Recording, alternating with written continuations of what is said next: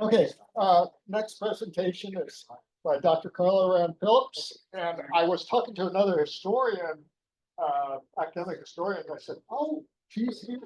She's very, they said, yeah, she's well known. So, and one of the things she's well known for is her work on history related to Spain. And in fact, we have the head of the House of Spain in Balboa Park, which you'll want to visit sometime here to listen to a presentation. Carla, anything else you want me to say? No. Okay.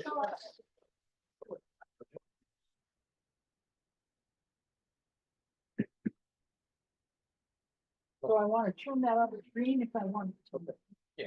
I'm going to try not to use the microphone because I need 3 hands. You know, 1 hand for this, 1 hand for the clicker, and then what do I do with the mic? I'm used to a lavalier mic when I was lecturing to freshmen for 40 years. So if you can't hear me, do let me know. But I used to be able to bounce it off the back wall. Can you hear me in the back? Oh dear, ever so slightly would be even better. Well, I'll see what I can do. Is this better? Doesn't seem like it's doing anything here. Anyway, I have a long connection with San Diego. I was born in LA, but my husband taught at San Diego State for a long time before we both finished up our careers at the University of Minnesota, where I taught for 40 years. And I have a long time connection with the Maritime Museum of San Diego, especially with the reconstruction of Juan Rodriguez Cabrillo's galleon, San Salvador. I chaired the historical advisory committee for the reconstruction. I gave the measurements to the naval architect, Doug Sharp. And then he put it into his CAD program and he made this gorgeous ship. And if you haven't seen it, I advise you to go visit. I also, believe it or not, have a connection with submarines. I've never been in the military, but as a volunteer at the Maritime Museum of San Diego, I used to volunteer a lot, never as a docent. That was too much like work. I would volunteer to clean, to polish brass, scrub floors. I would do that sort of thing. So I have cleaned both the USS Dolphin, the US submarine that they have, and I have cleaned the old Russian sub before it was scuttled. Cleaned the whole thing, polished the boots of the captain of the Russian sub, climbed in and out of it a lot. So I'm a submariner too.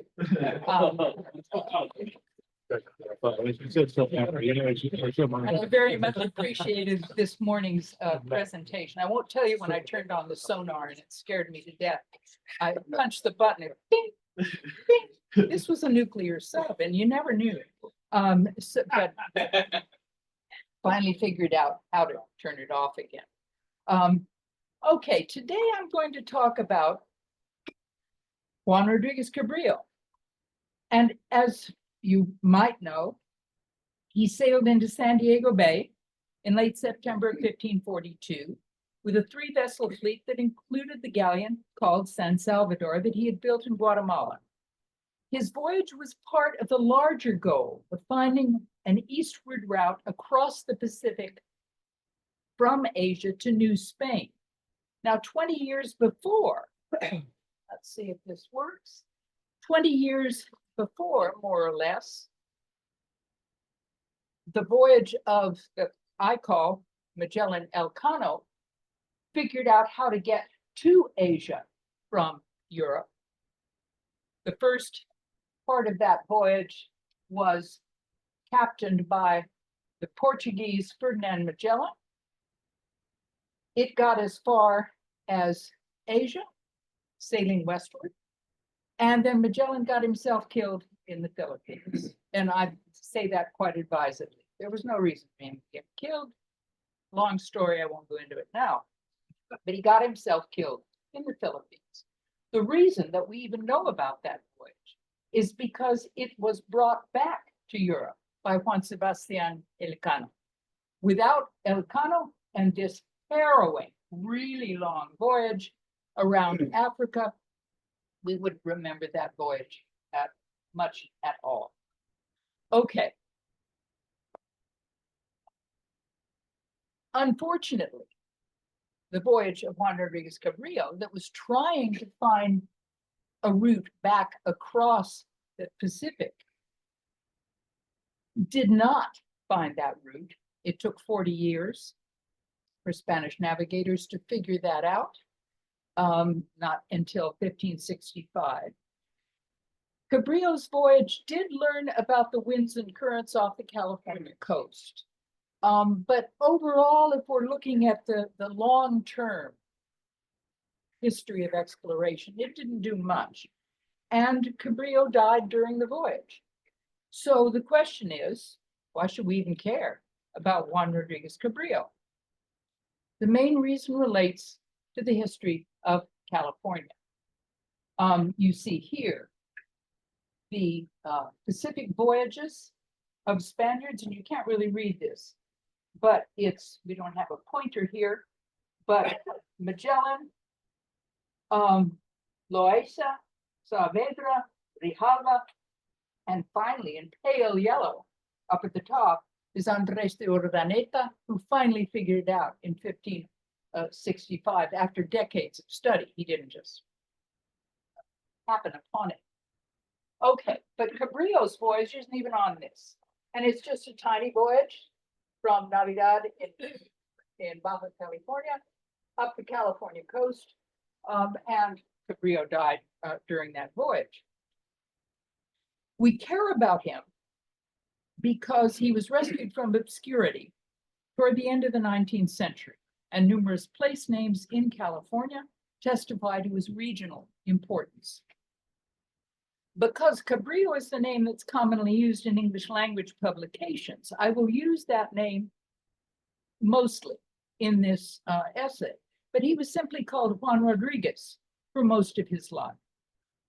Some 19th century authors supported the idea that he was born in Portugal, like many other more mariners before him, such as Ferdinand Magellan. Magellan served the Spanish crown in those days, as a lot of Portuguese did. There was very much fluidity in the maritime world. Mariners, cartographers would go where they could find the best royal patron, for the most part. Magellan was one of those. And so many Portuguese in the late 19th century claimed that Juan Rodriguez Cabrillo was Portuguese, but with really no documentary basis for that. And other authors at the same time claimed that he was born in Spain with an equal lack of documentary proof. There simply was nothing to prove that. Serious historians of exploration usually noted that Cabrillo's birthplace remained obscure, or they speculated about his origins from documentary evidence about his life. And it's worth noting, however, that people who knew Cabrillo at the time, and this is the early 16th century, and wrote in legal depositions and one thing and another, but people who knew Cabrillo never mentioned his origins, let alone that he was Portuguese or Spanish. And no author in the late 19th century could find any documentary proof about his birthplace. So all of the claims from the late 19th century were simply, we believe this, with no documentary proof. The renewed interest in Cabrillo encouraged many researchers in the 20th century to scour historical records in Guatemala, where he lived, Spain, Portugal, and depositories even in the United States to find more information. And their work clarified many aspects of his life, especially his family life and his career. But the question regarding his birthplace, though it continued to be of interest to historians, much of it inspired by nationalistic sentiment rather than objective inquiry. that interest continued. Among the Portuguese authors, João Antonio de Mascarenhas, who was a Viscount, the Viscount de Lagoa, was probably the most notable. He was convinced that Cabrillo was born in Portugal, and he searched for proof of that belief in both Portugal and Spain. And ironically, because of the earthquake and tsunami in Lisbon in 1755, many of the earlier records were destroyed in Portugal. So much of what Lagoa found was in Spanish archives. And he found a lot of individuals called Juan Rodriguez. And he found some individuals called Juan Rodriguez Portuguese and variants thereof.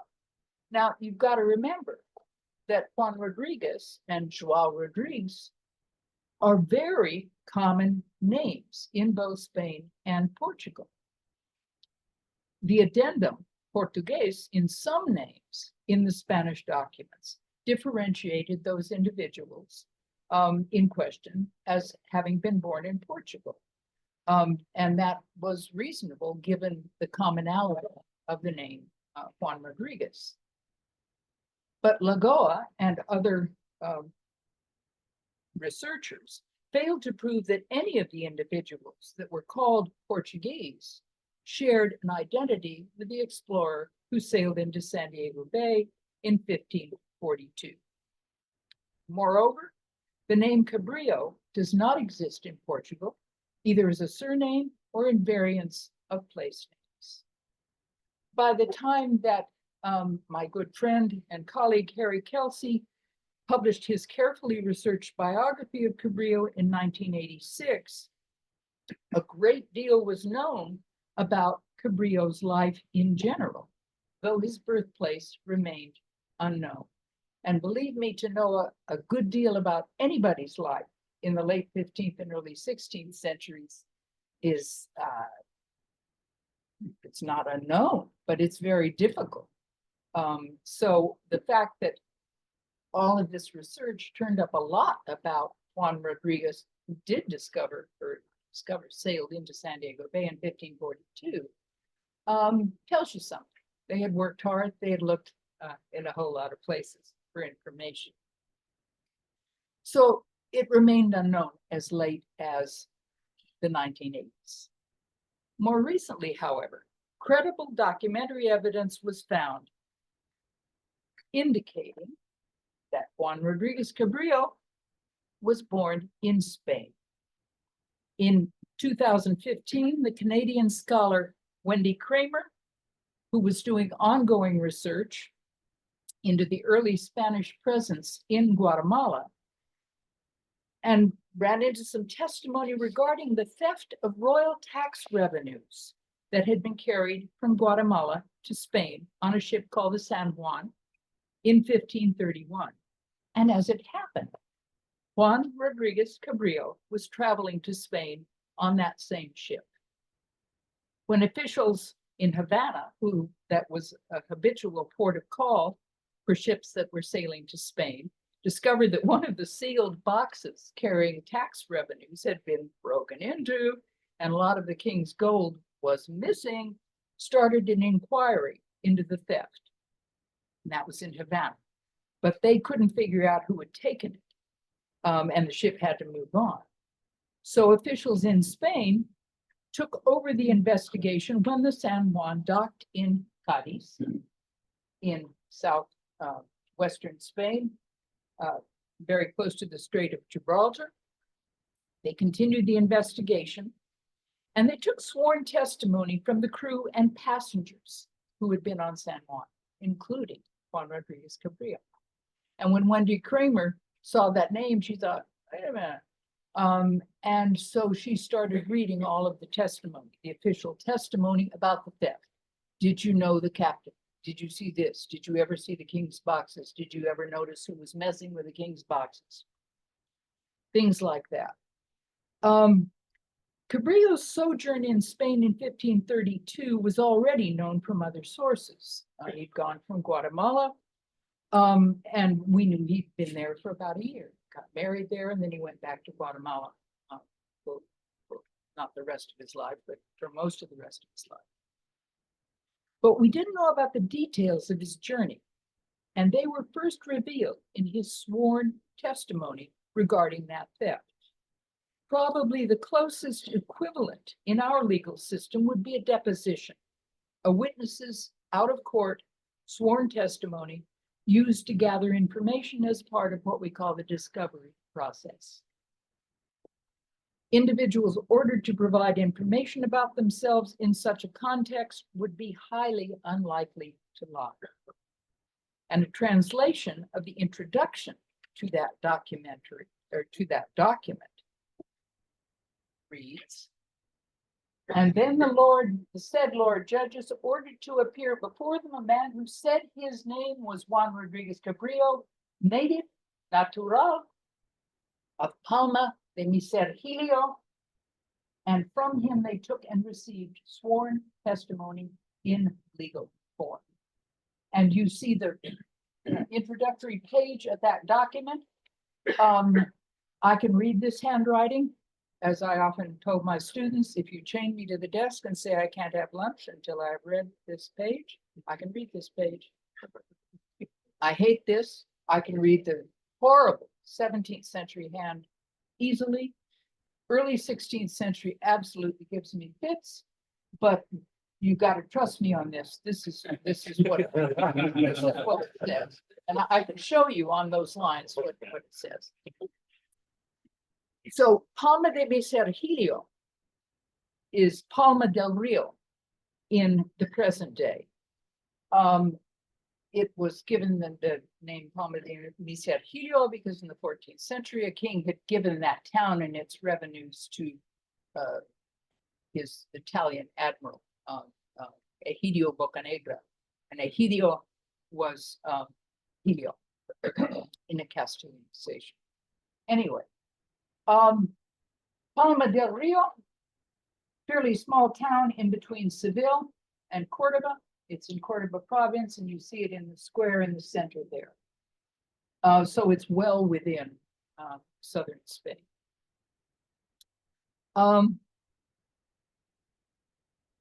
Since Kramer's discovery, scholars who specialize in the documentary records of the early 16th century have accepted Cabrillo's 1532 personal statement in a sworn legal testimony regarding his birthplace. Mystery solved?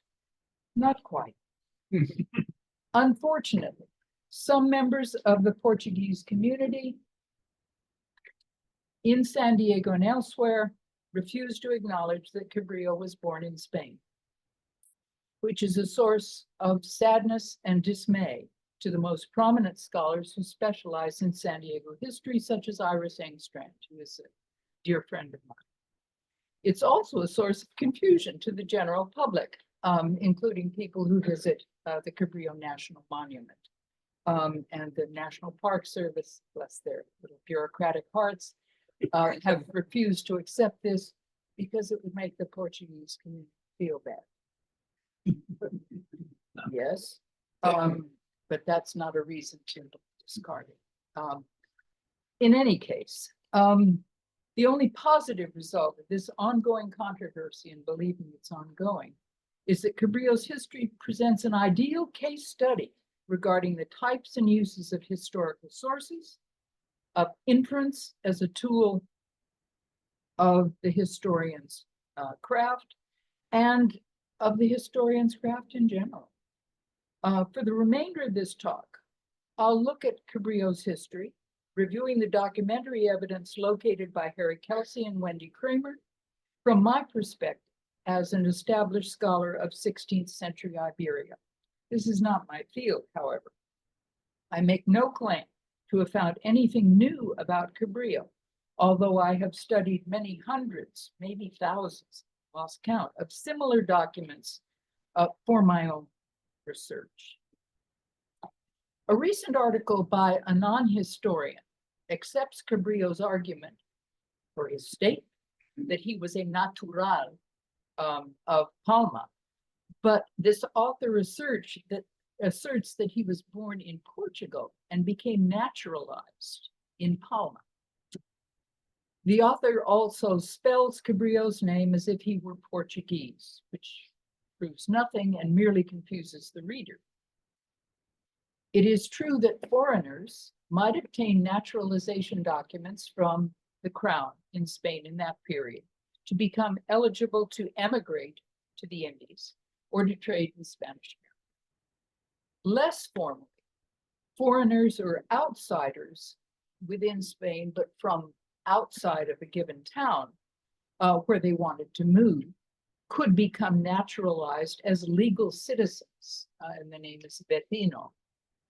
We would translate that these days as neighbor, but it's really, it means a legal official resident. But they could become naturalized as the legal citizen of a town or city in Spain where they weren't native. However, to become naturalized, they had to settle there permanently and take on all the responsibilities of legal citizens. Moreover, such informal naturalization generally occurred in important cities and towns, such as Seville, obviously, not in small towns such as Palma. Far from returning to Palma and establishing his permanent residence there, Juan Rodriguez Cabrillo did not even visit the town during his year-long sojourn in Spain in 1532-33, at which point he was a legal resident of the capital city of Guatemala. In other words, the only status Cabrillo claimed when he said he was a natural of Palma de Misergilio, the only status regarding Palma was as a native by birth. Okay, witnesses in the theft case were asked to give sworn testimony at least twice more in February of 1532. They never found out who stole that gold, by the way. And I've looked at all the testimony. The record of Cabrillo's testimony, however, added little pieces of additional information about him every time he gave another sworn testimony. For example, in late February, the testimony began. The witness, Juan Rodriguez Cabrillo, a native of Palma de Misergilio, swore in legal form that this witness is of the age of 35 years. Precious information. This suggests that he was born around 1497. Because baptismal records were not generally kept until mandated by the Council of Trent in 1562, we're lucky that he mentioned his age. As to his name, he presumably was baptized as Juan Rodriguez and added Cabrillo to his surname at some point in his adult life. Some of his descendants also used Cabrillo in their surnames. Interestingly, however, he never signed his name as Juan Rodriguez Cabrillo in any document that has yet been discovered. Instead, his signature was an abbreviated Juan Rodriguez with a stylized rubric at each end, which is really very common. And you'll have to, again, trust me on this. Here's about the closest, the clearest. J.U. superscript O, Juan. R.S. Rodriguez. And then the rubric at each end. And you can see that they're all pretty much the same. And you can say, oh, well, that would be What's so. the rubric? That. A rubric is a stylized, you should see my husband's signature, a stylized set of squiggles. And you could say, well, this is so easy to fake, but it's not. If you're signing a legal document and there are witnesses standing around, and even if you've tried to memorize this, you don't go J-U, you go, that's me, you know. Okay, but this is his signature in 5 separate documents. Researchers have long speculated about why he would have chosen to add Cabrillo to his name to distinguish himself from other people named Juan Rodriguez. An interesting possibility, this doesn't prove anything, but an interesting possibility, scholars in the town of Palma del Rio When Wendy Kramer was visiting there to talk to locals, local scholars suggested this possibility. A document that was recording a meeting of a charitable society in Palma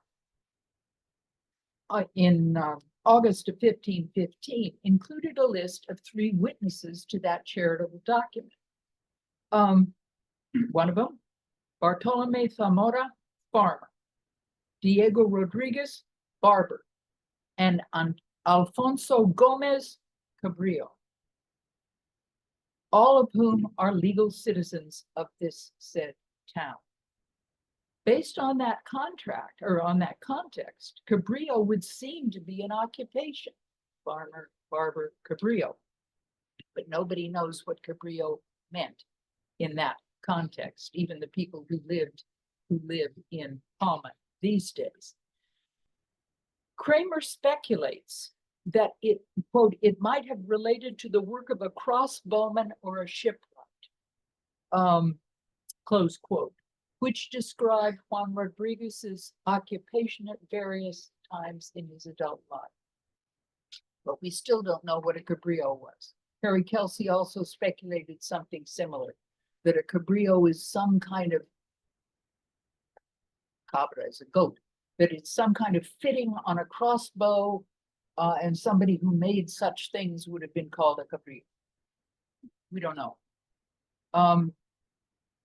But I think we have to accept that Juan Rodriguez was born in Palma de Misergillo around 1497. Details about his life in the next decade and a half remain speculative. Based on what is known about him in adulthood, we can infer that he spent time in Seville and that he developed a friendship with a man named Diego Sanchez de Ortega, whose father, Alonso, was an established merchant in Seville who dealt with the Indies. We also know that Juan Rodriguez had relatives in Seville, including a cousin named Juana Rodriguez, who lived in Seville with her family. We do know, without doubt, when Juan Rodriguez departed for the Indies, because a royal decree from the Queen Regent of Spain in May of 1532, when he had gone to Spain, noted that, quote, Juan Rodriguez of Palma told me that it has been more than 18 years since he came to those lands in the armada of Pedro Arias de Avila, also known as Pedro Arias de Avila, close quote.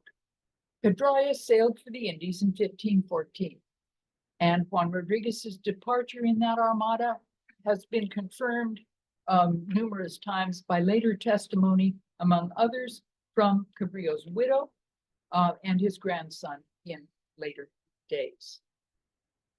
By 1518, in other words, 4 years after he come to the Americas, Juan Rodriguez and his friend Diego Sanchez de Ortega were part of the forces led by Pánfilo de Narváez in Cuba, and Rodriguez had become skilled enough to lead one of Narváez's contingents of crossbowmen.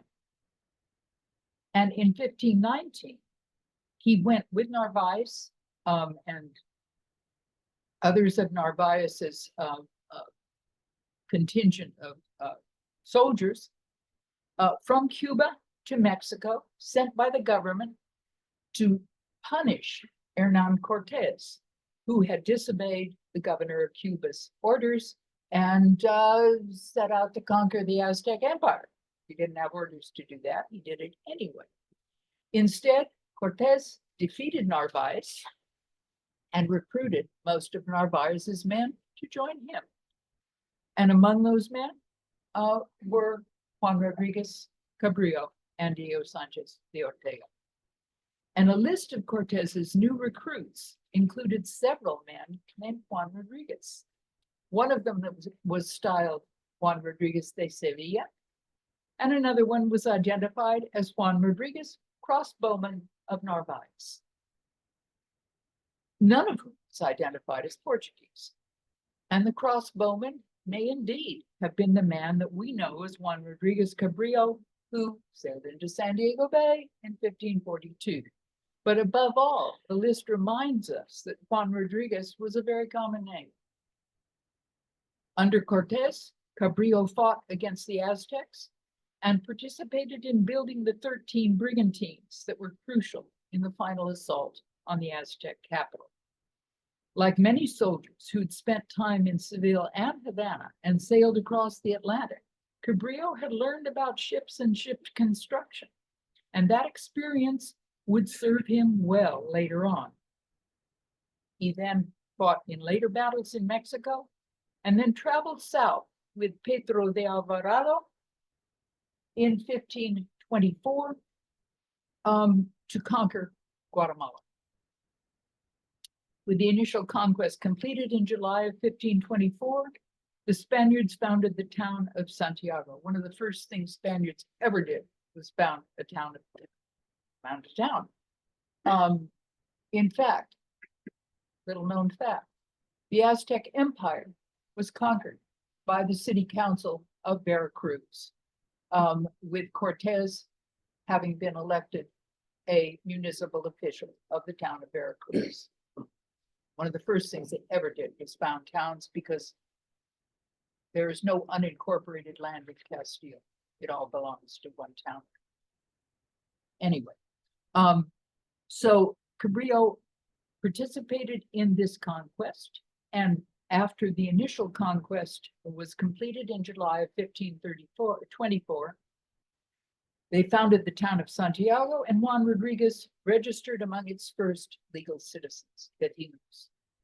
In the next several years, by serving Alvarado and his brothers in various battles to conquer the area, both Juan Rodriguez and Diego Sanchez de Ortega received grants of land and labor services. And within the next several years, Cabrillo amassed considerable wealth and fathered at least 3 daughters with an indigenous.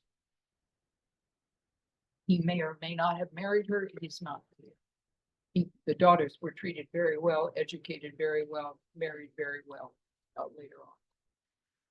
To consolidate his position with the crown, Juan Rodriguez then left Guatemala in midsummer of 1531 on his way to Spain, and that's where we encounter him in that document. But during that sojourn in Spain, it's not clear if his indigenous consort had died by then, or if the relationship had never been formalized. Whatever the circumstances, during his time in Spain, he would marry Beatriz Sanchez de Ortega, the sister of his friend and business partner Diego, who remained in Guatemala. The marriage appears to have taken place in 1532 April in Seville, where the Sanchez de Ortega family resided. A royal decree in May of 1532, issued by the Queen Regent again, exempted, quote, Juan Rodriguez of Palma from taxes on the household goods that he and his new wife were taking back with them to Guatemala. He also made arrangements for his cousin Juana Rodriguez to accompany them as the future bride of his partner, Diego Sanchez de Ortega. But it's not clear if she ever made the trip. She disappears from the records at that point. All the royal documents issued to Juan Rodriguez in Spain during that sojourn called him Juan Rodriguez of Palma, noting his origins, and gave his current status as a legal citizen of Santiago in Guatemala, where he and his wife plan to live permanently, and the documents all say that they plan to live there permanently. In other words, it is not possible, as the author of this recent article claimed, that he was naturalized in Palma but born in Portugal. That is impossible because he was a citizen of Santiago in Guatemala for the rest of his life. And he never went to Palma when he was in Spain.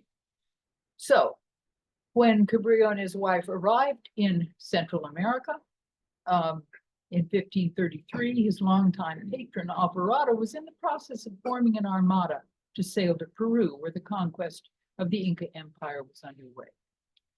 A muster list of horsemen for Alvarado's expedition, compiled in January 1534, included 2 men named Juan Rodriguez, one of them listed as Juan Rodriguez, Portuguese.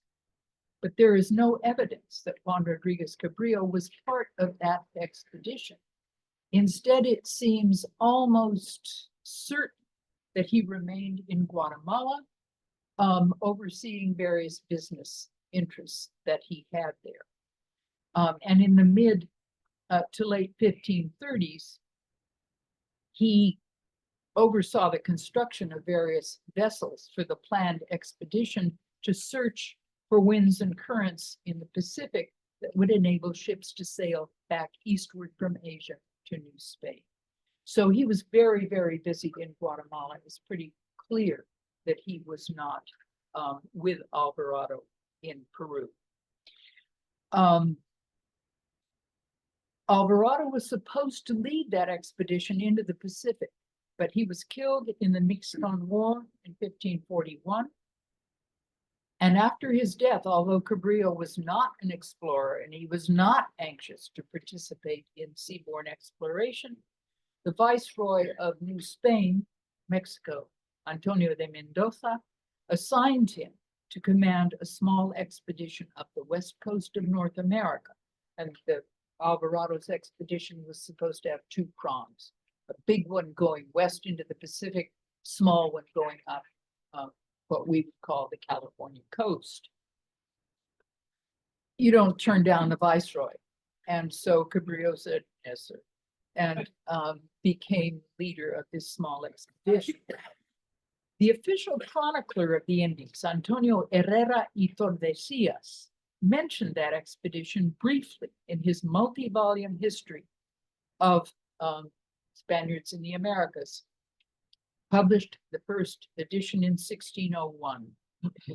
And this is the most credible source for the notion that Juan Rodriguez Cabrillo was born in Portugal.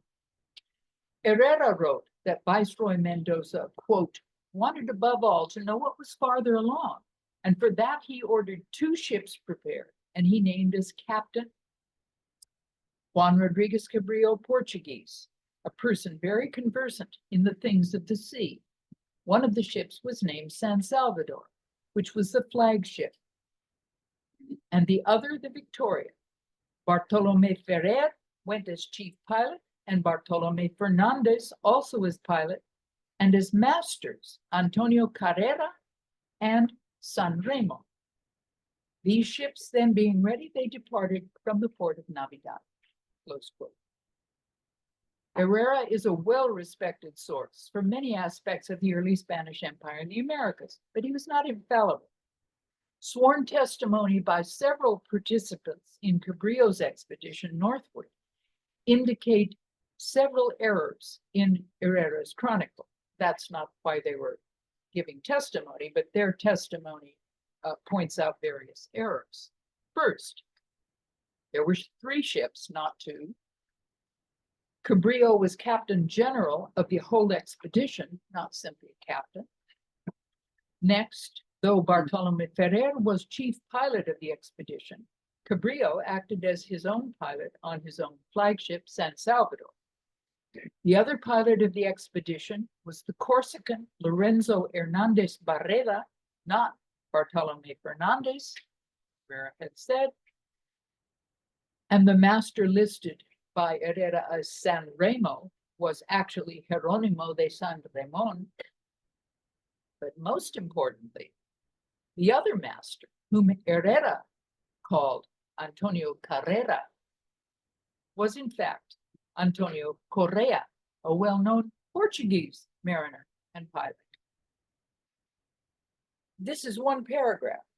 Because Herrera made so many errors in one short paragraph about a small fleet several generations before he wrote, his identification of Juan Rodriguez Cabrillo as Portuguese should not be taken as at face value or as true. Herrera gave no source for his information. But if he saw the muster list for Alvarado's 1534 Armada to Peru, he may well have assumed that Juan Rodriguez Portugues, the horseman in Alvarado's Armada, was the same man who led the expedition northward along the California coast in 1542. This is pure speculation. But you can imagine Herrera trying to write a history of the Indies. He's got notes all over the place, covering the tables in his study. It's generations later. All the people involved are dead. He's trying to write this history. All the historians here know how fraught that can be as a process. And he runs into the name Juan Rodriguez Portugues, who's associated with Alvarado.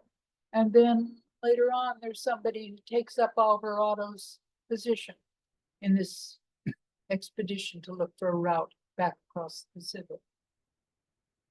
It would be natural, maybe, to conflate these two people. It's pure speculation, but that could be one reason for his error, and I can assure you it was an error. In any case, there's no proper log of Cabrillo's voyage. There are several accounts, however, and sworn statements by crew members later. The whole expedition only lasted 9 months. It left in mid-June of 1542. The 3 ships entered San Diego Bay in September of 1542 and then continued northward. Harsh weather forced them back by late November. They anchored at a small island, but we're not sure where. It might have been Catalina, maybe not.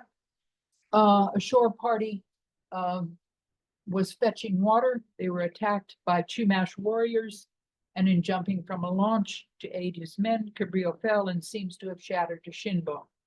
It became infected, and he died in January of 1543 and was buried on that island. But the site and indeed the island remain unknown.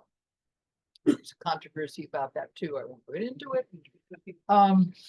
Bartolome Ferrer, the chief pilot, assumed command, but he returned to Mexico and the port of Navidad in mid-April. So the expedition as a whole basically lasted about 9 months and proved nothing. They didn't find the proper route. Cabrillo died.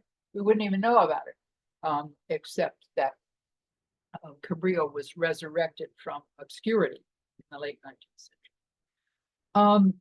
The legal hassles to sort out Cabrillo's estate lasted for decades and need not concern us here. However, the documents for those legal hassles to sort out his estate confirm on numerous occasions and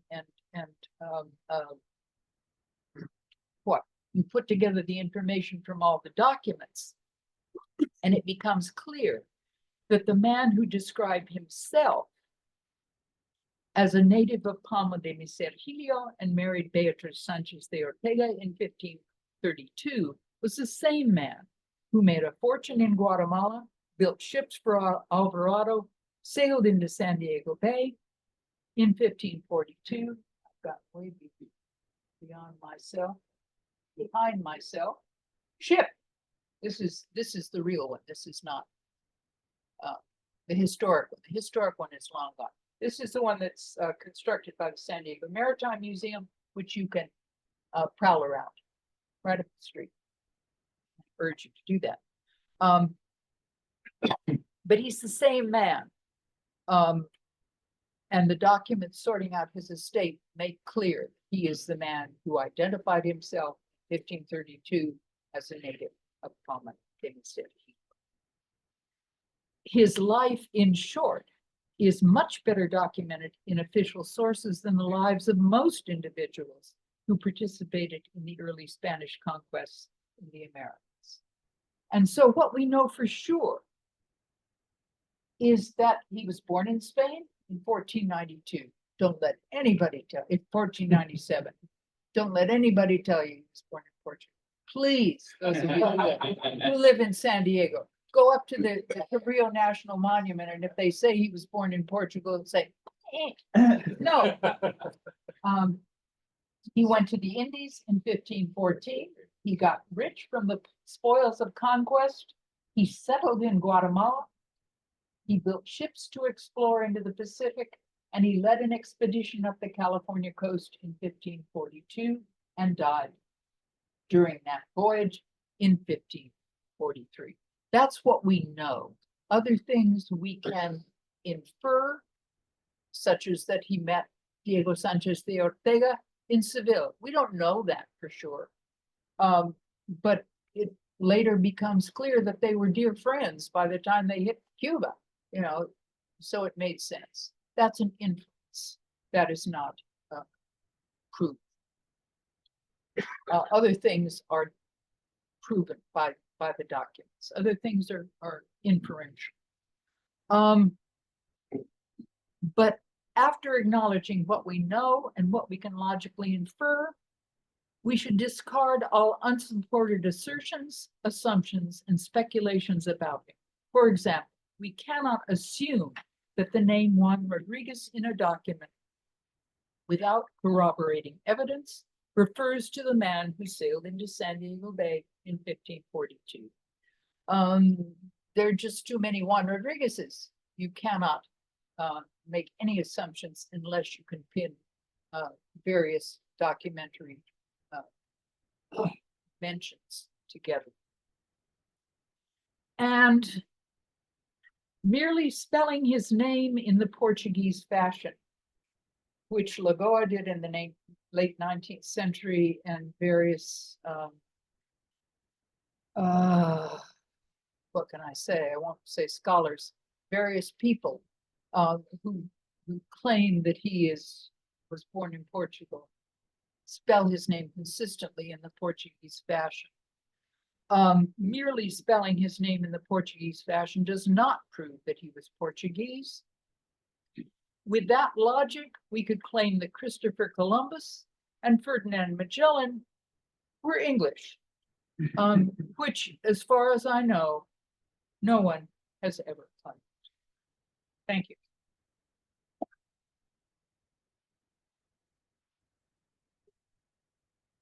Questions? But I appreciate the general way you described how the national park tries to deal with controversies. And for those of you who were engaged in the scorpion discussion, things may not have changed over the last 500 years. I thought that was one of the better descriptions of why our youth the Spanish.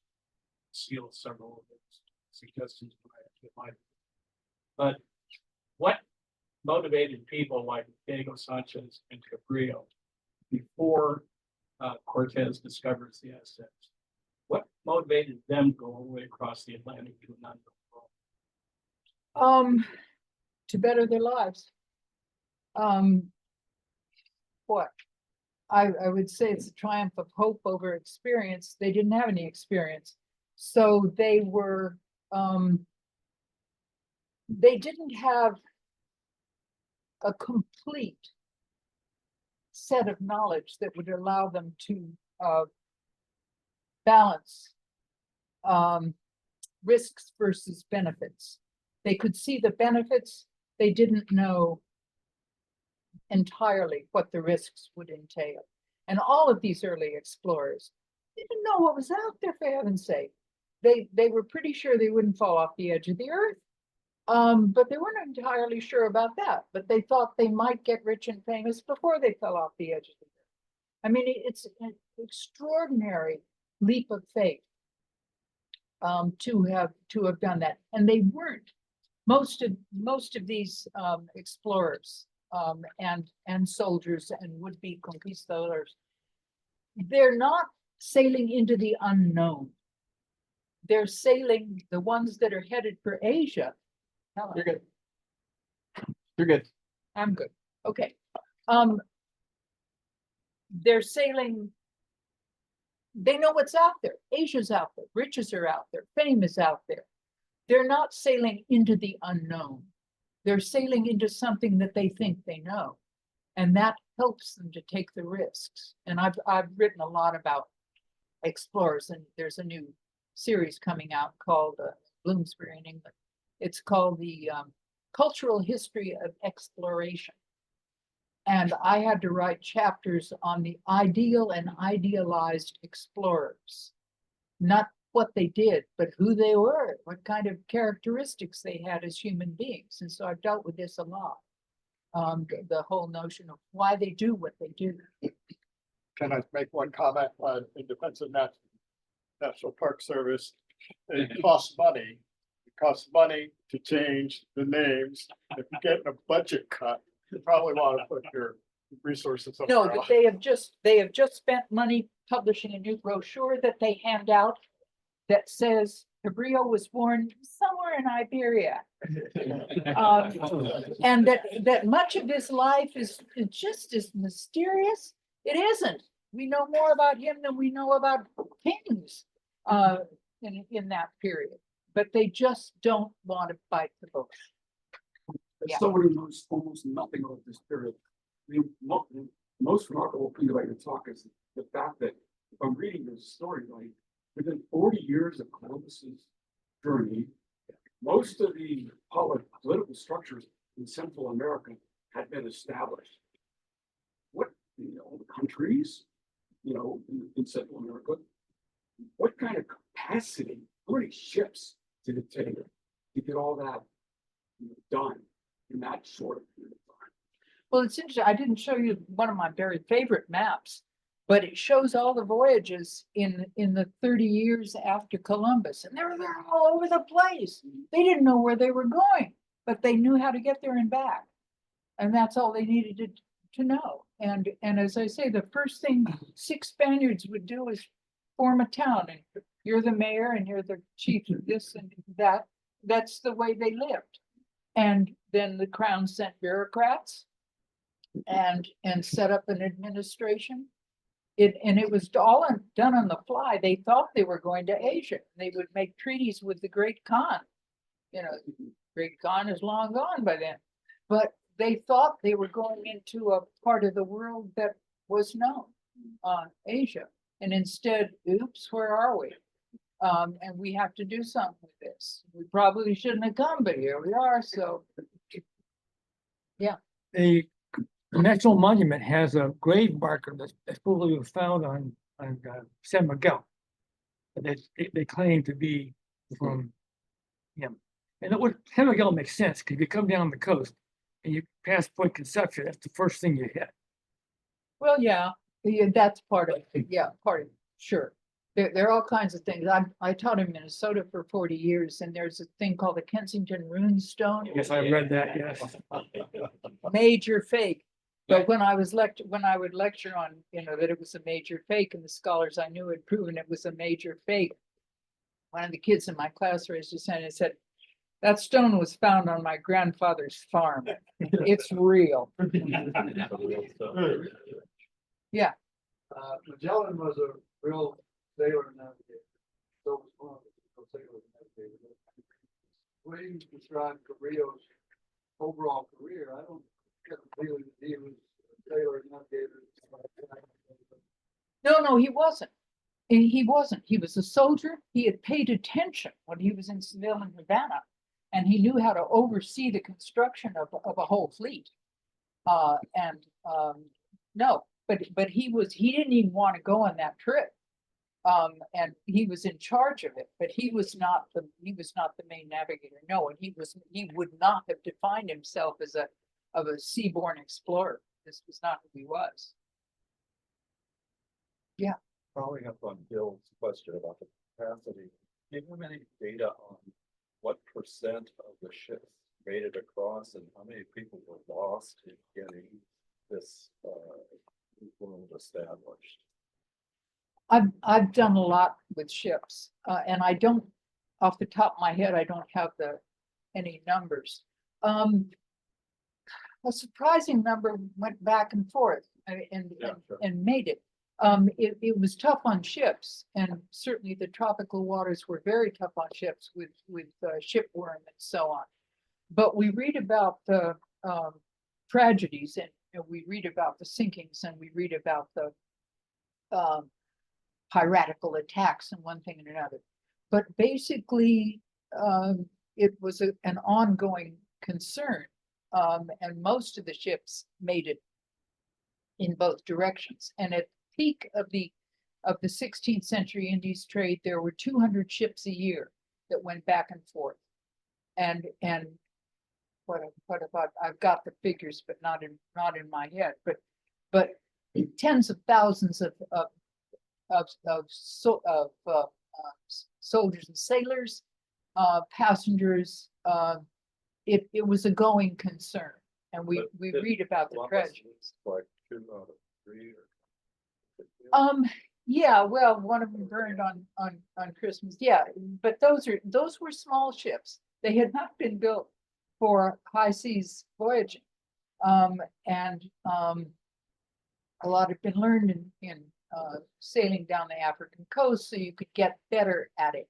But by the time you get to even the early 16th century, they had figured out how to build ships that would withstand the Atlantic. But tiny. Visit San Salvador. That's the real size of the ships. And this is what I would call a 200 tonelada galleon. In modern registered tons, I think it's 100 registered tons. But 200 toneladas, and it's a galleon. And you get on board and you think, dude, I don't want to be in the mid-Atlantic in that thing. But they did. Yeah. My understanding is that the voyages and charts that were developed for state secrets. Yeah. I thought that they wanted to keep how you get to one place and make money between England and Spain and. They didn't publish the information. Yeah, as far as port to port, and you have this show you have to watch out for, and this is the way you enter. Those kinds of things were very much kept close. But people knew. Does anybody know the Ribera world map? 1529. I should have brought a picture of it. It's quite gorgeous. And this was developed, well, it was produced from information that came into Seville. Every ship that came back had to be debriefed. And whatever they found and the port characteristics and so on were recorded on this. And this map was presented to the Pope, to the Vatican. 1529. It's done by a Portuguese cartographer for Spain. And it is extraordinary to take, just quite wonderful. And this kind of information could circulate at certain levels. And then other kinds of information didn't.